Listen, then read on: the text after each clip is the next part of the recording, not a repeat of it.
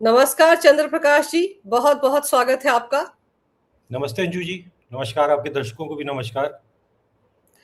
चंद्र प्रकाश जी, दिल्ली में जो भारत मंडपम में एआई समिट हुआ था, उस समिट के दौरान यूथ कांग्रेस के कुछ नेताओं ने 10-12 नेताओं ने जो रायता फैलाया था, उस वक्त भी ये सवाल उठा था कि क्या इसके पीछे मास्टरमाइंड राहुल गांधी और उनकी बहन है।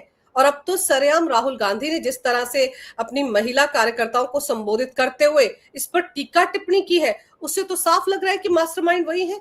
मैं आपको पहले वो वीडियो दिखाती हूँ, फिर आप इसका जवाब दीजिएगा। लोग कहते हैं एआई, सुना होगा आपने एआई, सुना?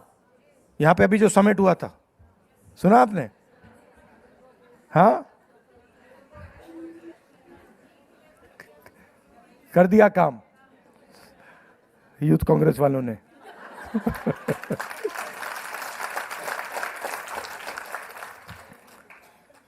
सर, लोग कहते हैं एआई।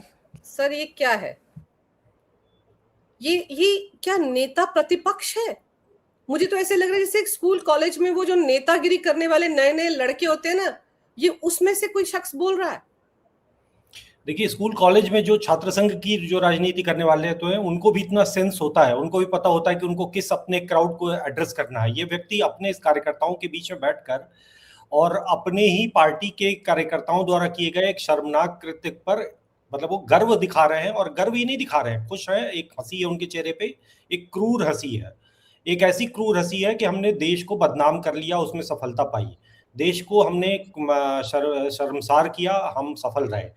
तो ये राहुल गांधी का चरित्र है। और ऐसा नहीं है कि ये पहले जो जब हुआ था तो किसी तरह का किसी को संदेह था, क्योंकि ये कांग्रेस पार्टी के अगर कुछ लफंगे आते हैं, शर्टलेस प्रोटेस्ट करते हैं, तो ये निश्चित रूप से राहुल गांधी के स्तर पर ही तय हुआ होगा। मतलब ऐसा नहीं है कि कोई नीचे का कोई तय कर ले और इन्हें पता ही ना हो। तो ये उसको डिसोन नहीं कर सकते, और कांग्रेस पार्टी कभी भी डिसोन नहीं करती रही है। कांग्रेस पार्टी का इतिहास रहा है। हम लोग कई लोग जानते होंगे कि कैसे इमरजेंसी के समय और उसके बाद जब इंदिरा गांधी के अरेस्ट के समय जब ये एयर इंडिया की फ्लाइट ही हाईजैक कर ली थी कांग्रेस पार्टी के कार्यकर्ताओं ने, और उनको फिर कांग्रेस पार्टी लंबे समय तक विधायक और सांसद बनाती रही थी उनको बाकायदे। तो ये जो लफंगे हैं, देखिए, कुल मिलाकर बात यह है कि आज कांग्रेस पार्टी उस मनोदशा में है जहां पर उसकी बॉडी, राहुल की बॉडी लैंग्वेज मतलब मुझे सबसे ज्यादा परेशान कर रही है। कैसे आप हाव भाव देखिए ना, स्माइल देखिए। अगर संबित पात्रा कहते हैं कि स्माइल मीर जाफर वाली है, तो गलत नहीं कह रहे। आप देखिए ना अंदाज बोलने का, कर दिया काम। मीर जाफर वाले अंदाज में राहुल गांधी हर दिन अपने आप को एक कदम आगे चलकर दिखाते हैं। ऐसा नहीं कि अचानक से आज रिवील हो गया। राहुल गांधी तो उस दिन भी मीर जाफर की मुस्कान मुस्कुरा रहे थे जिस दिन वो कह रहे थे कि हमारे सैनिकों को देखो चाइना ने पीट दिया। उस दिन भी इनके चेहरे पर वो क्रूर मुस्कान थी जिस दिन एक कोई ड्रोन लेकर ये आदमी दिल्ली के किसी जगह पर उड़ा दिखा रहा, तो कह रहा था देखो चाइना वाले कितना अच्छा ड्रोन बनाते हैं। और बाद में ऑपरेशन सिंदूर में उन्हीं ड्रोनों को मार मार के हमारी सेना ने उनका वो एक तरह से ढेर लगा दिया था, अंबार लगा दिया था। तो राहुल गांधी के चेहरे की ये जो क्रूर मुस्कान, एक खिसियाया हुआ एक एंटाइटल्ड व्यक्ति जिसको लगता है कि वो राजा होना चाहिए था, उसको यहाँ का प्रधानमंत्री होना चाहिए था। और अगर वो प्रधानमंत्री नहीं बन पाया, अगर वो प्रधानमंत्री नहीं है, इस देश की जनता अगर उसे नहीं चाह रही है, तो वो इस देश को नष्ट कर देगा। बिल्कुल यही मानसिकता जो थी वो जिन्ना की थी। बिल्कुल उससे पहले वही मानसिकता जो है वो मीर जाफर की थी। और ये एक देशद्रोह का, देश के साथ छल का एक पुरानी परंपरा रही है हमारे देश में।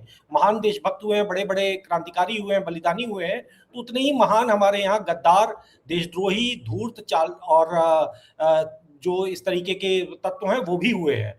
तो राहुल गांधी उस पार्ट का, उस हिस्से का प्रतिनिधित्व करते हैं, ये बड़ा स्पष्ट है। और ऐसा करते हुए वो खुश हैं, संतुष्ट हैं। और उनकी पार्टी के जो भी समर्थक अभी बचे हुए हैं वो भी उनके इस रोल के साथ पूरी तरह सहज है। मुझे नहीं लगता, दो चार लोग सेंसिबल हैं जो कुछ कभी इधर उधर बातें कर देते हैं, वरना आप कांग्रेस पार्टी सेटल्ड है, इस पूरी आइडियोलॉजी के साथ सेटल्ड है। उनके लिए एआई का मतलब यही है कि एआई में शर्टलेस होकर नंगे नाच करो। उनके लिए एआई का मतलब, उनके लिए देश का मतलब यही है कि देश जो है वो तो खत्म हो चुका है, डेड इकोनॉमी है। और राहुल गांधी जो है वो, उनके पास कोई एक चमत्कारिक आइडिया है। कितना चमत्कारिक आइडिया है 2014 से पहले पूरी दुनिया ने देखा है। तो राहुल गांधी के पास ऐसा नहीं कि कुछ उनके पास बंद मुट्ठी है जो उनको कुछ प्रूव करना बाकी है। वो जो कुछ भी, राहुल गांधी तो 2014 से पहले भी राजनीति में थे, वो प्रूव कर चुके हैं, जनता जान रही है। तो अब वही बात है कि राहुल गांधी इस तरीके के विध्वंसक और विदेशी शक्तियों का औजार बनकर घूम रहे हैं, फटे फटे फिर रहे हैं, जनता उन पे हंस रही है। इसके अतिरिक्त तो कुछ नहीं है। देखकर हम तरस खा सकते हैं इस देश के कि 70 साल ये इन्हीं लोगों के हाथ में भारत की भाग्य था। लेकिन आप ये सोचिए कि राहुल गांधी अगर इस मंच से खड़े होकर ये संदेश दे रहे हैं कि देखिए हमने कर दिया ना, हो गया खेल, तो ये क्या अपने विदेशी आकाओं को, जिनसे इनको ये पूरा टूल किट मिला था, उनको संदेश दे रहे हैं कि भाई अब तो फंड रिलीज कर दो, हमने कर तो दिया ये कांड, आपने इसीलिए तो हमें कहा था करने के लिए। और फिर वो जो 10-12 गिरफ्तार किए गए थे, भले ही उन पर बड़ी सख्त धाराएं लगाई गई थी, लेकिन सबको जमानत तो मिल गई, सब बाहर आ गए, टहल रहे, घूम रहे। देखिए, वो तो छूटना ही था, जिनको छूटना था उनको छूटना था, क्योंकि कानून के कुछ अपनी सीमाएं होती हैं। अदालतें कुछ कानूनों पर निर्णय लेती हैं। ऐसा नहीं कि तय कर लिया कि आज छोड़ देना है या पकड़ लेना है तो वैसा होगा। अपराध जो है वो जिस तरीके से, और सरकार इस देश में तो आतंकवादी भी बेल पाते रहे हैं। इस देश में बड़े बड़े और भी बड़े अपराधी, हालांकि इनका अपराध कहीं से भी एक आतंकवादी से कम नहीं था। जिस तरीके का इनका जो कृत्य था वो बिल्कुल उसी मीटर का इनका अपराध था, अगर देखा जाए एक सामान्य भारत की जनता के रूप में। लेकिन अब बात वही आती है कि देखिए, राहुल गांधी का जो पूरा चरित्र है, राहुल गांधी का जो पूरा वो है कि अगर आप कह रहे हैं कि विदेश से पैसा फंड रिलीज करो हमारा, तो ये बात तो दिखाई देती है ना कि मतलब आपके पास करने और कराने के लिए कुछ बचा नहीं है। आप कुछ टूल्स बने हुए हो, कुछ हथियार कंपनियों का जिनसे आप पहले कमीशन लिया करते थे, कुछ देश जिसके साथ आपका एमओयू हुआ करता था, उनकी अभी तक आपकी जो कमिटमेंट्स थी वो बची हुई हैं। आप उन कमिटमेंट्स को फॉलो कर रहे हो, और निश्चित रूप से उसका एक आर्थिक पक्ष होगा। बिना आर्थिक पक्ष के कोई वो नहीं करता। एक तो बदले की भावना है, एक ईर्ष्या है, वो तो सब है ही है। देखिए, जो एक घृणा, बदले की भावना जो होती है, क्योंकि कहीं से कहीं तक वो जो चाणक्य का अक्सर लोग कोट करते हैं कि एक विदेशी माँ की कोख से पैदा पुत्र जो है वो कभी भी देश का सगा नहीं होता। पता नहीं, मुझे नहीं मालूम कि, लेकिन वो बात जो है वो कहीं ना कहीं वो बार हर दिन हम देखते हैं। इनके अंदर इस देश के प्रति, अगर हमारे देश के सैनिक शहीद भी होते हैं, अगर कहीं बलिदान भी होता है, तो हम उनको ये नहीं कहते कि देखो ये मर गया, इसको तो मार दिया, ये तो निकम्मा था, इसको देखो पाकिस्तान या चाइना के सैनिकों ने पीट दिया। हम ऐसा नहीं कह पाते। हम इसलिए नहीं कह पाते क्योंकि वो हमारा हिस्सा है। लेकिन राहुल गांधी उस हिस्से को, उस लगाव को, उस जुड़ाव को अनुभव नहीं कर पाते। और राहुल गांधी के साथ साथ उनकी वो पूरी पार्टी भी जो है वो जॉम्बीज का एक गिरोह बनकर रह गई है कि उस कनेक्ट को अपने सैनिक के साथ, अपने वैज्ञानिक के साथ, अपने खिलाड़ी के साथ, वो कनेक्ट ही खत्म हो चुका है उनका। तो जब वो कनेक्ट ही नहीं है तो फिर ठीक है, वो कुछ भी कह सकते हैं, वो कुछ भी कर सकते हैं। वो एआई समिट में नंगा नाच कर सकते हैं। जैसा प्रधानमंत्री जी ने कहा था कि भाई कांग्रेस अब और कितना नंगी होगी, तो वो अब और कितनी नंगी होने की रेस है। बाकी तो नंगी तो पूरी उनकी है ही है। जो ढकी छुपी थी ना कांग्रेस उस मुद्दे में, उसको राहुल गांधी ने नंगा कर दिया ना। आज तो सरेआम खुद ही बोल दिया।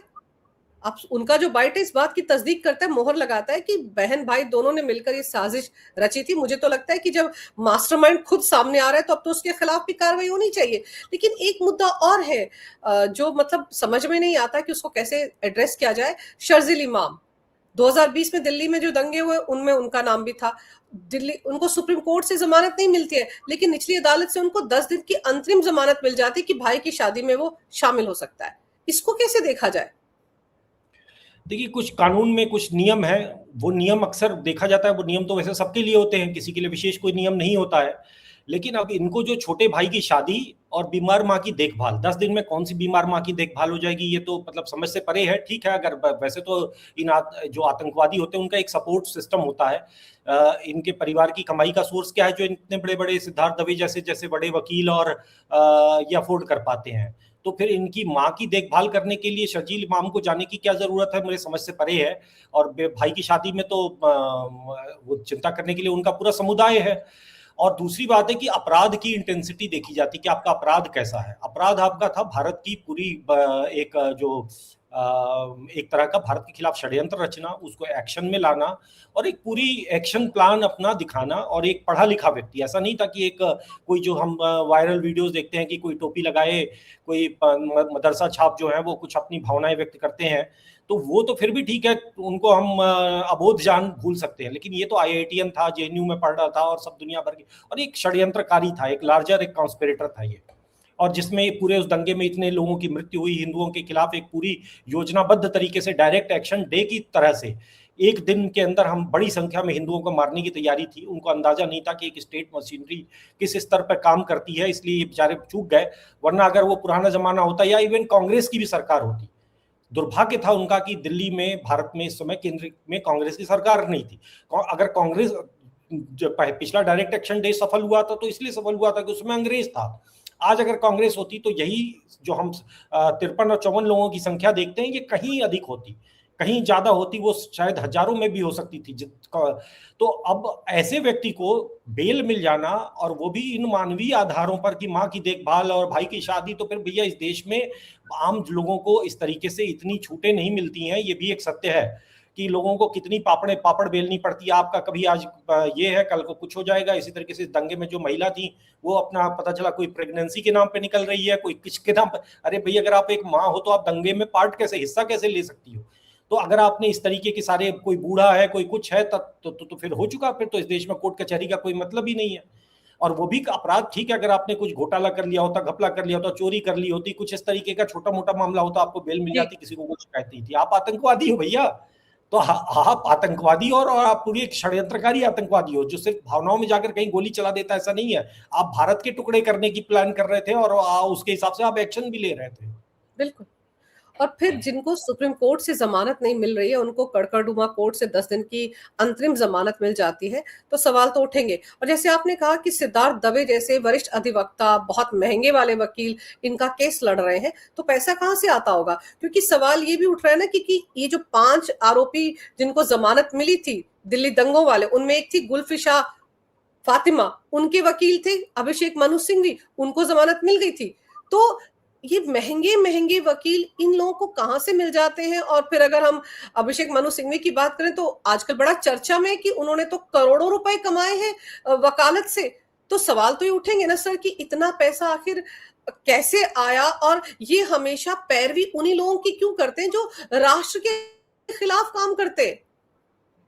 देखिए, राष्ट्र के खिलाफ काम करना पिछले कुछ वर्षों में भारत में बहुत फायदे का सौदा है। मतलब अगर आप राष्ट्र के खिलाफ, अगर आप यूट्यूब चैनल खोल दीजिए जिसमें आप भारत को गाली दीजिए, आप देखिए आपका चैनल जो है किस तरीके से ग्रो करेगा, आपकी मोनेटाइजेशन कैसी होगी। आप राष्ट्र के खिलाफ कोई काम करिए, आपकी चोखा चलेगा, आपका धंधा जो है बढ़िया चलेगा, कोई आपको समस्या भी नहीं होगी। और अगर कोई समस्या होगी तो आपके पक्ष में बोलने के लिए यूनाइटेड नेशंस और जर्मनी और फ्रांस और कई देशों की सरकारें आपके पक्ष में खड़ी हो जाएंगी। ये हम तमाशा बार बार देखते हैं। और आपके खिलाफ किसी भी कानूनी कार्रवाई को मानवाधिकार का उल्लंघन बताया जाएगा। तरह तरह के पत्रकारिता में आपकी गिनती होगी, क्योंकि आपकी ये कहा जाएगा कि आप पत्रकारिता, अभिव्यक्ति की स्वतंत्रता कुचली जा रही है भारत में। तो ये तो एक इकोसिस्टम भारत में है, इस पे तो हमें सेटल होना चाहिए। और हमें इस बात का दुख भी व्यक्त करना चाहिए कि मोदी सरकार जो है पिछले 10 वर्ष में उस सिस्टम को थोड़ा बहुत हिला पाई है। मैं ये नहीं कहूंगा कि बिल्कुल नहीं तोड़ पाई है, लेकिन बहुत कम ही हिला पाई है। कहीं ना कहीं वो भी, उसके मंत्री भी उसके पर आश्रित हो गए। तो कुल मिलाकर देखिए, एक तो ये हो गया, पैसे कहां से आ रहे हैं। पैसे जो है वो एक तो उसका मजाक वाला पक्ष है कि हम हंसी मजाक में कहें कि भाई मुगलों ने भारत को 1000 साल तक लूटा था, और जो 1000 साल तक लूटा था तो उनके अब जो बाशिंदे हैं भारत में, वो जब अपने कृत्यों के लिए, जब अपनी उसी मुगलकालीन हरकतों को जब वो करने के लिए फंसते हैं, तो इस देश का संविधान जब उनको जेल में डालता है, तो ये वकील जो है वही पैसा, वही माल, वही लूट का माल उनसे वापस ले रहे हैं। वरना तो अभिषेक मनु सिंघवी का मैं देख रहा था कि 2021 में उनके पास 200 करोड़ रुपए के आसपास थे, आज उनके पास 29,000 करोड़ रुपए की संपत्ति है। मतलब 6 साल में इस व्यक्ति की संपत्ति कई गुना बढ़ गई। मतलब इतनी संपत्ति तो आप भारत में प्रॉपर्टी में निवेश करिए, शेयर बाजार में निवेश करिए, सोना खरीदिए। अभी हाल में सोना जो धकाधक बढ़ रहा था, तो उसमें भी लोगों ने इतना प्रॉफिट तो नहीं कमाया ना, बाद में गिर गया। लेकिन अभिषेक मनु सिंघवी तो मतलब इस देश में टाटा, बिरला, अंबानी, अडानी सबसे ज्यादा पैसे कमा रहा व्यक्ति है। तो वो इसलिए कमा रहा है कि ये सारा का सारा पैसा उनको उन राष्ट्र विरोधी तत्वों, आतंकवादियों से आ रहा है। अब उन आतंकवादियों के पास कहां से आ रहा है भाई? ये सब तो छोटे मोटे, ये सब कोई बहुत बड़े घरों से या बहुत रईस परिवारों के तो है नहीं। तो एक पूरा इस देश में जमीयत उलेमा हिंद और भी तमाम जो इस्लामिक संगठन है, उनके नेतृत्व में पूरी एक पैरेलल इकोनॉमी चलती है, जिसको हलाल इकोनॉमी कहते हैं। कि और वो हलाल इकोनॉमी को फंड कौन करता है? हम लोग करते हैं, मैं करता हूं, आप करती हैं, और भी बहुत सारे लोग करते हैं। कि हम जो सामान खरीदते हैं, आप हालांकि पिछले 5 साल 10 साल में इसमें जागरूकता आई, सरकारों ने उस पर थोड़ा दबिश दी, तो वो व्यवस्था खत्म हो गई। लेकिन इनकी फंडिंग आज भी अलग अलग तरीकों से जारी है, विदेशों से, भारत से, और भी तरह तरह से। इनका जकात का पैसा होता है, जकात के पैसे से। तो सारी एक अर्थव्यवस्था है जिसमें इनके पास ये धन आता है, और ये आतंकवादियों को फंड करते हैं। ये सिर्फ यही नहीं, कसाब जैसे जो आतंकवादी हथियार लेकर पकड़े गए, उनका भी मुकदमा यही संस्थाएं लड़ती हैं। ये जो हलाल सर्टिफिकेशन बांटती हैं, जो ये इस्लामिक संस्थाएं, और जिनके ये लोग जो है बड़े कहते हैं कि जी हमारा भी खून शामिल है इस मिट्टी में, और जमीयत उलेमा हिंद और तमाम तरह की जो इस तरीके की संस्थाएं हैं, तो वो ये पूरे के पूरे की एक और वक्फ इसका बहुत बड़ा एक फंडिंग का जरिया था। वक्फ आतंकवाद को फंड करने का एक बहुत बड़ा, जिसपे बात बहुत कम होती है, वक्फ सिर्फ लैंड माफिया नहीं था, वक्फ आतंकवादियों को फंड करने का एक बहुत बड़ा जरिया था। तो अब ये सब जो कुछ सोर्सेज बंद हुए हैं, लेकिन बहुत सारे सोर्सेज आज भी चल रहे हैं। और सबसे बड़ी बात है कि इससे ये भी पता चलता है, इस कमाई से, अभिषेक मनु सिंघवी की जो कमाई का आप ग्राफ दिखा रही हैं, तो इससे ये भी पता चलता है कि पिछले कुछ वर्षों में आतंकवादियों, देशद्रोही तत्वों के खिलाफ इस सरकार की दबिश बढ़ी है। जब दबिश हो रही है तो वो कोर्ट में केस जाते हैं, तो उनकी वकील अभिषेक मनु सिंघवी और सिद्धार्थ दवे और कपिल सिब्बल और ये इंदिरा जयसिंह, ऐसे जो ये वकील हैं, वो उनकी फीस की कमाई होती है, और वो कमाई जो है वो उसी के कारण ये कई गुना बढ़ोतरी हो रही है। तो इसमें एक ये जो छुपी हुई बात है वो ये है कि सरकार ने डंडा चलाया है ढंग से, आतंकवादी पकड़े जा रहे हैं, उनके खिलाफ एक्शन हो रहा है, और ठीक है, अब उसके कारण ये कमाई इनकी बढ़ रही है। ये उसका एक इसका मीटर है, उसका एक इंडिकेटर है। बिल्कुल, बिल्कुल। और मुझे याद है कि ये जो गुलफिशा फातिमा जब रिहा हुई थी तिहाड़ जेल से, तो उसका एक ऑटो में बैठने वाला वीडियो सामने आया था। अगर वो इतनी रईस होती तो बड़ी-बड़ी कारों में अपने घर जाती।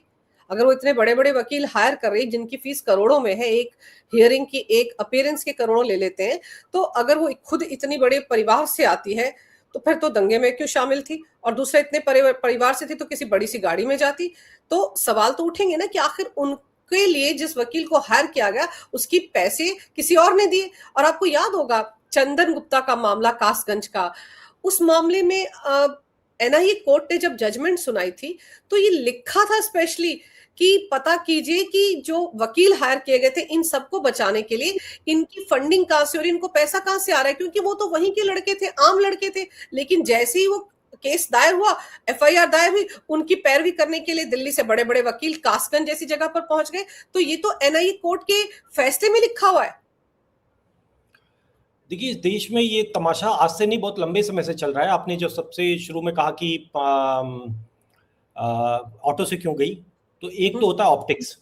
ये इनमें से कोई गरीब नहीं है, सब हैं फटीचर, ऐसा नहीं है कि, लेकिन इनकी फंडिंग बहुत जबरदस्त है। इसमें से कोई चाहे उमर खालिद हो, भाई उमर खालिद ऐसे उसके पिताजी वो चांदनी चौक से खरीदी हुई जैकेट पहने हुए दिखते हैं, लेकिन न्यूयॉर्क जाते हैं अमदानी से मिलने, 1 महीने रहते हैं वहां पर।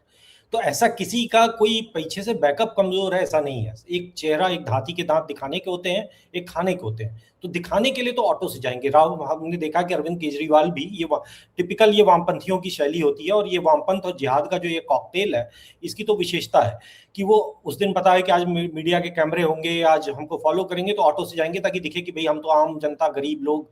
लेकिन वकील इनके क्या है, वकील तो ऐसे है कि एक दिन जो उनकी एक दिन की फीस में 10 ऑटो वैसे बिक जाएंगे। तो वो अगर वो गुलफिशा फातिमा जो थी, वो 10 लाख रुपए, 25 लाख रुपए एक पेशी पर लेने वाले वकील को हायर कर पा रही हैं, तो 40 रुपए ऑटो के दे के वो अपने बटला हाउस क्यों जा रही हैं भाई? तो ये समझदारी तो हमको समझना पड़ेगा कि ये आजकल लोग कैमरा फ्रेंडली हो चुके हैं, उनको पता है कि दिखाना क्या है और होना क्या है, अंदर खाने में क्या होना है। दूसरी बात है कि देखिए, ऐसा नहीं कि ये फीस इनको ऐसे पे करते हैं और वो होता है इनका एक, बहुत सारी चीजें अभी हाल में हमने देखा कि भाई किस तरीके से सारी पार्टियां लड़ गई कि इनको हमको राज्यसभा भेजना है। अपने बड़े बड़े नेताओं को जो तपस्या कर रहे हैं वर्षों से, हजारों वर्ष से, पवन खेड़ा जैसे लोग, तो उनकी तपस्या को दरकिनार करके और अभिषेक मनु सिंघवी को अगर भेजा जा रहा है, कपिल सिब्बल को, हर पार्टी मतलब बेताब है, बिछी जा रही है, आप हमको नाम तो दो अपना, हम आपको राज्यसभा भेजेंगे। तो भाई इसलिए अपराधी हैं, उनको अपने उनका ये वोट बैंक है, तो एक तरह से इस दर से भी उनको लाभ पहुंचाया जाता है। दूसरी चीज, जब अब एक तो ये ऑटो वाली बात होगी, दूसरी बात जो आती है, आपका जो दूसरा प्रश्न का जो दूसरा हिस्सा था वो मेरे दिमाग से उतर गया, अगर आप उसको रिमाइंड कराएं तो। मेरा सिर्फ यही था कि कासगंज में जो चंदन गुप्ता वाला मामला हुआ था, उसमें तो हाँ। कोर्ट जज को लिखना पड़ गया कि फंडिंग कहाँ से हो रही है। छोटे छोटे आम लड़के हैं जिनकी कोई पीछे से परिवार कोई बहुत रईस नहीं है, लेकिन जैसे एफआईआर दर्ज होती है तुरंत बड़े बड़े वकील पहुंच जाते हैं अदालत में। जी, जो चंदन गुप्ता कासगंज का जो मामला हुआ था, उसमें क्या हुआ था कि तिरंगा यात्रा निकाल रहा था, उसकी हत्या हुई, जिस बिल्कुल वैसे ही जैसे तरुण के यहाँ पर वो दिल्ली में जो उत्तम नगर में जो ये हत्या होती है, उसी तरीके का एक मामला है कि जिसमें छोटी सी बात, कोई बहुत विशेष नहीं था, आप सीधे उसको मार देते हैं। फिर उसके बाद जब वो केस चलता है और सारी कार्रवाई होती है, तो उसमें बड़े बड़े वकील, बड़े बड़े एनजीओ और ये सब खड़े हो रहे थे, और पूरी एक संस्था थी, उसमें पूरे वकीलों की लिस्ट, उन संस्थाओं की लिस्ट जो फंड कर रहे थे उसके आरोपियों को, हत्या के आरोपियों को। तो उन्होंने जो जज थे, जो एनआईए कोर्ट के जज विवेकानंद शरण त्रिपाठी, उन्होंने उस पूरी संस्थाओं को, उनकी एक लिस्ट, उनकी पूरी के पूरे वकीलों की सूची जो दिल्ली से आते थे चार्टर्ड प्लेन में, बड़े बड़ी पूरी तामझाम के साथ, मतलब एक छोटी कोर्ट है, लोअर कोर्ट ट्रायल कोर्ट है, वहां पर बड़ा वकील आता है तो आधा तो मतलब वहां का पूरा सिस्टम ऐसे ही हिल जाता है। ये तो मतलब जुडिशरी पे भारी है, इनके सामने तो चीफ जस्टिस जो है वो एक बार को पैर लड़खड़ाने शुरू हो जाते। भारत के कई सारे चीफ जस्टिस थे जो इनके सामने, इनसे डरते थे। तो ये जब इस तरीके के स्ट्रेचर के लोग इनको डिफेंड करने जाते हैं, और एक छोटी, तो उन्होंने एक पूरी सूची बनाई एक इस तरीके के इस पूरे इकोसिस्टम की, और ये गृह मंत्रालय के पास भेजा कि एक पंचर लगाने वाला जो यहाँ पर नुक्कड़ पे बैठता है, जिसको 2 वक्त के खाने का भरोसा नहीं है, उसके लिए ये लोग आ कहाँ से रहे? ये कौन सा एनजीओ है जिसके पास जो इसको बचाना चाहता है, और क्यों बचाना चाहता है? भाई हत्या ही तो की है उसने ना, अगर वो हत्या नहीं की है तो वो बरी हो जाएगा। ऐसा तो है नहीं कि सबूत नहीं होंगे तो कोई जज उसको खिलाफ सजा दे देगा, अगर दे भी देगा तो हाई कोर्ट से बरी हो जाएगा भाई।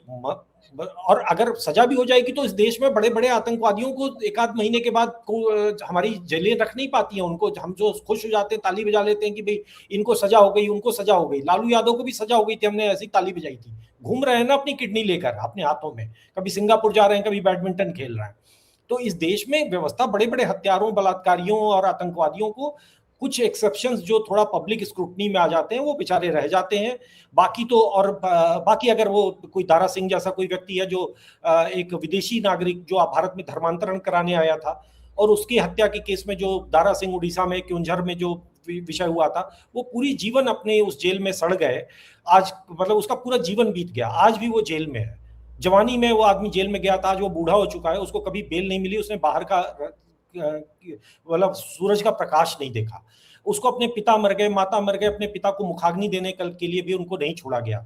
ठीक इसी तरीके से भाई मैं उनके कृत्य को सही नहीं ठहराना चाहता, लेकिन बात वही है ना कि अगर सबके लिए नियम ठीक है, तो अगर एक आतंकवादी को भी वो अधिकार मिलता है तो एक दारा सिंह को भी वही अधिकार मिलना चाहिए, लेकिन नहीं मिला था। इस देश में बहुत सारे, इसके अलावा जो विष्णु तिवारी का विषय है, जो कि एक फर्जी केस में, SC/ST केस में फंसाए गए थे, 20 साल तक वे व्यक्ति जेल में रह गया, सड़ गया, उसको कभी बेल नहीं मिली। इसी न्यायपालिका, इसी व्यवस्था के अंतर्गत था। और ठीक है, इस देश में यही इस व्यवस्था की जो एक फुल प्रूफ कहें या जो भी कहें कि ठीक है, जब वो हाई कोर्ट के लेवल पे गया तो उनको जमानत भी मिली, और कोर्ट ने कहा कि नहीं ये फर्जी केस है, और वो एक दर्ज हुआ एक ऐतिहासिक केस की तरह से कि कैसे एक निरपराध, एक निर्दोष व्यक्ति को फंसाकर और इस तरीके से मजबूर बना दिया जाता है कि वो जीवन उसका खत्म हो जाता है।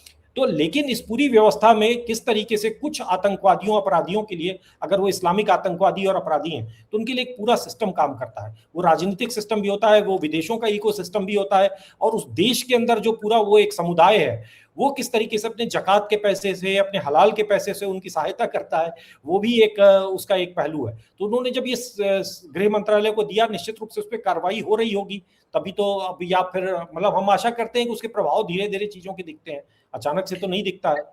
बिल्कुल धीरे-धीरे दिखते हैं। और आप ये सोचो कि जैसे आपने तरुण कुमार की बात की, तरुण कुमार के घर पर बुलडोजर चला, लेकिन आप उस इकोसिस्टम की बात कीजिए, किसी ने छाती नहीं पीटी। राहुल गांधी, प्रियंका वाड्रा जो पैलेस्टीन के लोगों के लिए थैले लेकर घूमती हैं, उनमें से किसी को फुर्सत नहीं मिली एक ट्वीट करने की तरुण कुमार के पक्ष में, क्योंकि वो हिंदू था। उसकी जिस तरह से लिंचिंग हुई है, रोंगटे खड़े हो जाए अगर आप वो वाली तस्वीरें देख लें। और उस पर आप देखिए AIMIM कूद गई है। अब वो जो जिन लोगों ने इस कांड को अंजाम दिया उस समुदाय से आते हैं, उनकी पैरवी की जा रही कि उन्होंने तो सेल्फ डिफेंस में ही सब कुछ किया। अरे तो वो तरुण क्या उनकी तरफ खुंखरी लेकर भागा था? देखिए, अभी तो एक मुजफ्फरनगर का ऐसे ही झूठ फैलाया गया था कि एक इमाम को पीटा। बाद में जब पूरा वीडियो आया तो पता चला कि वो इमाम ने ही बच्चों को जो क्रिकेट खेल रहे थे उन पर अटैक किया था, और फिर बच्चों ने मिलकर उसको पीट दिया। तो ये जो तरुण का मामला है, तरुण के मामले में बहुत अच्छी बात है। मैं तो चाहता हूं कि मतलब AIMIM जो है फ्रंट पे आई, और उसने वो बोला जो उसके हृदय में है। कांग्रेस पार्टी भी तो उसके पक्ष में, हत्यारों के पक्ष में कांग्रेस पार्टी भी है। कांग्रेस पार्टी भी है, समाजवादी पार्टी भी है, और देश का हर सेकुलर पार्टी वास्तव में तरुण के हत्यारों के साथ खड़ी है, लेकिन वो बेचारे बोल नहीं पाते। तो अगर ये इस बार को ओवैसी की पार्टी ने ऊंचा किया है, वो आए और उन्होंने आकर उनके पक्ष में बोला, जो उनके दिल में बात थी उसको प्रकट किया। और ये ओनस जो है वो कांग्रेस पार्टी पे होना चाहिए कि भाई तुमको भी तो मुसलमानों का वोट चाहिए, तुम भी बोलो उसके पक्ष में, क्योंकि तुम्हारे दिल में तो वही है ना, तो तुम बोलो, क्योंकि ये देश के सामने क्लियर होना चाहिए कि आपका स्टैंड क्या है। आप दलित दलित दलित दलित ओबीसी ओबीसी करते हो, लेकिन दलित के प्रति वो भी तो दलित है ना, और वो दलित के लिए आप नहीं बोल पाते हो। आप हर उस दलित के लिए बोलते हो जो आपके, जो वास्तव में आपके पूरी उस नैरेटिव की कहानी में जाकर फिट बैठता हो। आप उस दलित के लिए बोलते हो जो दलित दलित का आपस में झगड़ा होता है, वहां पर भी आप दलित दलित लेकर उड़ जाते हो। तो यहां पर आप बोल नहीं पाते, इसका मतलब आपकी निष्ठा दलित के प्रति नहीं है, आपकी निष्ठा किसी हिंदू जाति के प्रति नहीं है, आपकी निष्ठा पूरी तरह से उस मुस्लिम समुदाय के प्रति है जो आपको बोलने नहीं देता। आज अगर कांग्रेस पार्टी एक शब्द बोल देगी उसकी निंदा में, सिर्फ इतना भी कह देकर कांग्रेस पार्टी का कोई प्रवक्ता कि तरुण की हत्या जो है गलत है, आप देख लीजिएगा कांग्रेस पार्टी तो वैसे ही जीरो पे है, लेकिन जो थोड़े बहुत जो 10-20% वोट उनको मिले थे दिल्ली में, वो भी नहीं मिलेंगे। इस देश में मुस्लिम वोट बैंक की ताकत ये है कि वो बोलने नहीं देती है। जो अभी कुछ दिन पहले हम देख रहे थे ना कि एक कहानी मैं कहीं देख रहा था कि अल्बर्ट आइंस्टीन ने जब भारत स्वतंत्र हुआ था, उस समय नेहरू जी को एक चिट्ठी लिखी थी कि वो, चूंकि वो जू थे, तो उन्होंने कहा कि भाई भारत को इजराइल के साथ संबंध बनाने चाहिए, इजराइल एक नया नया देश बना है, आप उसके साथ। तो नेहरू जी ने चिट्ठी लिखी थी कि भाई हमारे देश में एक वोट बैंक है और हमें उसके हिसाब से काम करना पड़ता है। तो मुस्लिम वोट बैंक की बार्गेनिंग पावर ये है कि भारत जैसा देश, एक संप्रभु देश, आज जो सरेंडर करते हैं, उस समय इन्होंने, नेहरू जी ने अल्बर्ट आइंस्टीन जैसे महान वैज्ञानिक को चिट्ठी लिखकर कहा था कि भाई हमारे देश में इतने सारे मुसलमान हैं और अगर हमने इजराइल को मान्यता दे दी तो वो हमसे नाराज हो जाएंगे, हमारा वोट बैंक हमसे रूठ जाएगा। तो सोचिए कि इनकी वीटो पावर उस समय से थी और आज भी वो वीटो पावर है कि कांग्रेस जैसी बड़ी पार्टी उनके एक हत्या के मामले में, मतलब ये तो ब्लैक एंड व्हाइट मामला है, एक पीड़ित है, पीड़ित के पक्ष में आपको खड़े हो जाना है, लेकिन आप नहीं हो पाते हो, भले ही वो दलित है। तो ये कांग्रेस, ये ताकत है उनकी, और ये जो विरोधाभास है, जो ये हिपोक्रेसी है, वो समुदाय सारे हिंदू भी देख रहे हैं, चाहे वो दलित हो, ओबीसी हो, चाहे वो तथाकथित सवर्ण हो, सभी देख रहे हैं कि भैया ये कांग्रेस पार्टी की का असली जो कमिटमेंट है वो उनके प्रति नहीं है, वो मुसलमानों के प्रति है। और जो अभी भी सोच रहा है वो भ्रम में है, वो भी, उसकी भी आंखें खुलेंगी। अगर इसके उलट होता तो आप सोचिए इस वक्त क्या हो रहा होता राजधानी दिल्ली में, क्योंकि यहाँ पर तो बीजेपी की सरकार है, केंद्र में बीजेपी की सरकार है। अगर उस पर्टिकुलर समुदाय के शख्स की लिंचिंग हो गई होती तो अब तक तो आसमान सर पर उठा लेता ये खान मार्केट गैंग, टुकड़े टुकड़े gang, Congress party, Samajwadi party. लेकिन चुप इसलिए है क्योंकि मारने वाले जो है वो उनका वोट बैंक है और मरने वाला दलित हिंदू है, उससे कोई लेना देना उनको है नहीं। देखिए, वो तो भारत के मुसलमान के लिए बोले तो भी मुझे कोई समस्या नहीं है, वो तो जाकर गाजा के मुसलमान और ये क्या नाम है इसका, जो मौलाना जो अभी ईरान वाला खमेनी खमेनी, जो अपने ईंटों की दीवारों के नीचे दब के मर गया चूहे की तरह से, तो उसके पर जब वो रो लेते हैं तो फिर तो कुछ बचा ही नहीं है। उसको मित्र देश बना रहे हैं, जो भारत को भी कुछ दिन पहले, मात्र 5 साल पहले वो कह रहा था कि ये एक ऑपरेसिव स्टेट है इंडिया। मतलब वो आदमी को तो आपको, मतलब उसका कोई भारत में नाम लेवा नहीं होना चाहिए। उसके पक्ष में यहाँ पर जाके आम आदमी पार्टी के संजय सिंह जो है वो दस्तखत करने जा रहे हैं। मतलब कमाल है भैया, आप हो कौन, क्या करने के लिए जाओ? आप सिर्फ इसलिए कर रहे हो क्योंकि मुस्लिम वोट चाहिए आपको, आप मुस्लिम वोटों की रेस में कांग्रेस से आगे रहना चाहते हो, इसलिए आप उस तुष्टीकरण।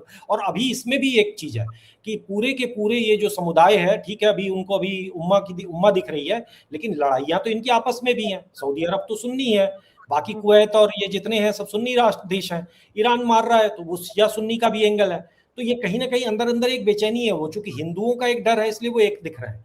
सच्चाई ये है कि ये कोई मुस्लिम वर्सेस नॉन मुस्लिम की लड़ाई नहीं है, ये कोई मुस्लिम वर्सेस जूज की लड़ाई नहीं है, ये मुस्लिम वर्सेस क्रिश्चियन की लड़ाई नहीं है, ये कुछ नहीं, बस केवल मुस्लिम वर्सेस शिया वर्सेस सुन्नी की लड़ाई है जो अभी हम देख रहे हैं तमाशा। तो ईरान जो है वो मार रहा है अनडिस्क्रिमिनेटली, वो सारे सुन्नियों को मार रहा है, और जब वो मारा जाता है खामनेई, तो कहीं ना कहीं यहाँ का सारा सुन्नी समुदाय भारत का मन ही मन प्रसन्न था। लेकिन उसको स्ट्रेटेजिकली इस समय दिख रहा है कि इस समय हमें भारत में रहते हुए इसकी खुशी नहीं जतानी है, तो वो खुशी नहीं जता रहा है। और वो अपनी उस पूरे वरना अगर जिस दिन ये थोड़ी सी परतें हट जाएंगी, आप खुल के देख लीजिएगा कि वरना तो अपने अपने शहरों में क्या ये मुहर्रम के ताजिए उठने देते हैं ये सुन्नी वाले?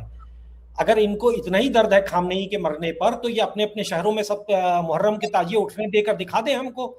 कश्मीर में इतने वर्षों तक ताजिया नहीं उठ पाए, जब भाजपा सत्ता में आती है तब जाकर कश्मीर में, श्रीनगर में ताजिया उठा। लखनऊ में वर्षों तक ये हर साल दंगे होते थे शिया सुन्नी के, हर साल। आज भी अगर पुलिस थोड़ा सा छोड़ दी जाए तो ये आपस में एक दूसरे का खून बहा देंगे।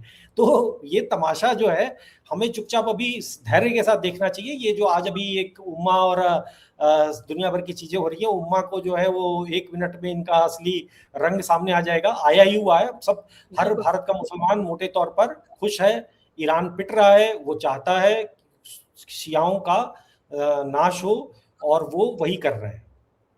बिल्कुल, वो शिया सुन्नी आपस में लड़ भिड़ कर हालात अपने लिए खराब कर रहे हैं। लेकिन हमारे देश में तो सोनिया गांधी को इतना दर्द हो जाता है कि वो चिट्ठी लिख देती हैं लंबी चौड़ी कि अरे हेड ऑफ स्टेट, भूल जाती हैं वो हेड ऑफ स्टेट नहीं था, वो सिर्फ एक धार्मिक गुरु था। तो इस नाते चिट्ठी लिख देती हैं। उनका दर्द तब नहीं जागा जब 7 अक्टूबर 2023 को जो इजरायली महिलाएं थी उनके कैसे कैसे विभत्स तस्वीरें सामने आई थी, क्या किया था उनके साथ हमास के आतंकवादियों ने।